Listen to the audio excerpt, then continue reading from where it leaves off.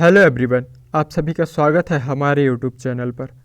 आज हम 9 नवंबर 2023 का डेली करंट अफेयर्स करने वाले हैं। ये वीडियो हिंदी इंग्लिश दोनों भाषाओं में होगा। चलिए देखते हैं आज का पहला प्रश्न।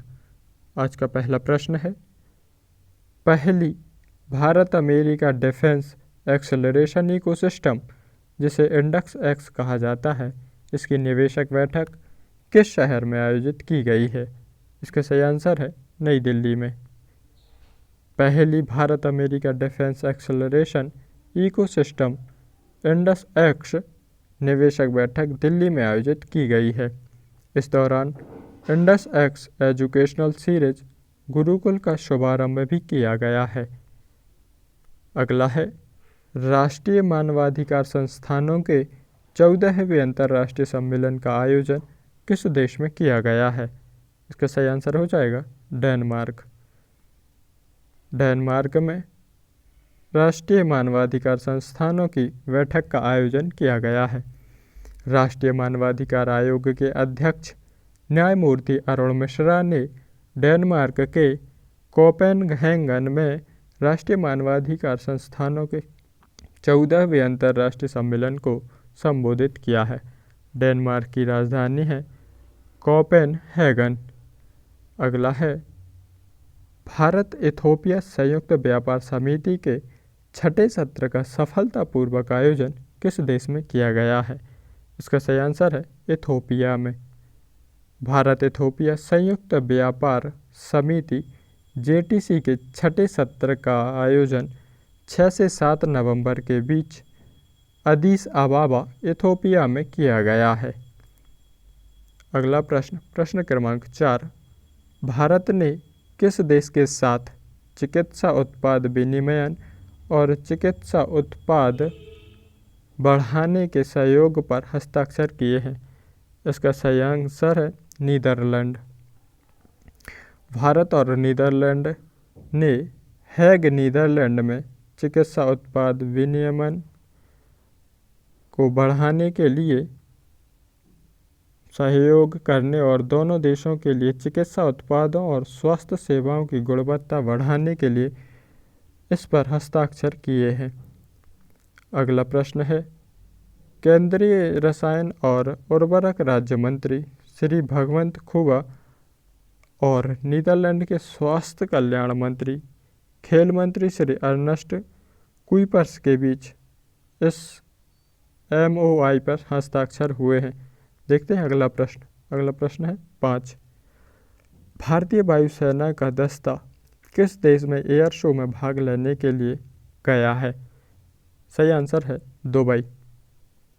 भारतीय वायुसेना का दस्ता दुबई में एयर शो में भाग लेने के लिए गया है।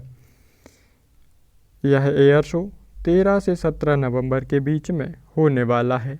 दुबई में द्विवार्षिक एयर शो होगा। IAF दस्ते में 2 स्वदेशी प्लेटफॉर्म हल्का लड़ाकू विमान LCA तेजस शामिल होगा और इसी के साथ अत्याधुनिक helicopter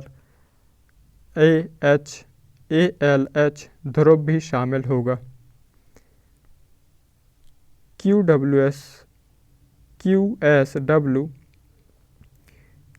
QS world university ranking में एशिया में सबसे ज़्यादा किस देश के विश्वविद्यालय हासिल किया है? इसका सही आंसर है भारत। भारत प्रौद्योगिकी संस्थान IIT बम्बई ने QS वर्ल्ड यूनिवर्सिटी रैंकिंग में एशिया के भारत में शीर्ष स्थान हासिल किया है। भारत ने इस सूची में रैंक प्राप्त करने वाले विश्वविद्यालयों की संख्या सबसे ज़्यादा है। रैंकिंग सूची में भारत के विश्वविद्यालय 148 हैं। इसके बाद चीन के 133 और जापान के 196 संगठन शामिल हैं। अगला प्रश्न है, राष्ट्रीय सहकारी ऑर्गेनिक्स लिमिटेड NCOL के लोगो, वेबसाइट और वाउचर्स का इनॉग्रेशन किसने किया है? इसका सही आंसर है अमित शाह ने। इसी के साथ NDDB मृदा लिमिटेड की वेबसाइट एवं वाराणसी बायोगैस प्लांट का उत्पादित इकाई का उद्घाटन श्री अमित शाह द्वारा किया गया है। अगला है 37वें राष्ट्रीय खेलों में पुरुष हॉकी फाइनल के मुकाबले में किसने गोल्ड मेडल जीता है? इसका सही आंसर है हरियाणा ने। हरियाणा ने कर्नाटक को हराकर गोल्ड मेडल जीता है। प्रश्न क्रमांक 9, 37वें राष्ट्रीय खेलों में महिला हॉकी फाइनल में किसने स्वर्ण पदक जीता है? इसका सही आंसर है मध्य प्रदेश। पुरुष कबड्डी के फाइनल में मुकाबले में सर्विसेज ने हरियाणा को हराया है और गोल्ड मेडल जीता है। महिला कबड्डी में हिमाचल प्रदेश ने हरियाणा को पराजित किया है और महिला खो में महाराष्ट्र ने उड़ीसा को हराकर गोल्ड मेडल अपने नाम किया है। इसी के साथ महाराष्ट्र 71 स्वर्ण सहित 208 पदक जीतकर पहले स्थान पर है। सर्विसेज स्पोर्ट कंट्रोल बोर्ड 59 स्वर्ण पदक सहित 117 पदक जीतकर दूसरे स्थान पर और हरियाणा 53 स्वर्ण पदक के साथ 161 पदक टोटल के साथ तीसरे स्थान पर है। चलिए आज का करंट अफेयर्स 9 नवंबर का करंट अफेयर्स यहीं समाप्त करते हैं। मिलते हैं कल 10 नवंबर के करंट अफेयर्स के साथ। चलिए धन्यवाद, मिलते हैं कल।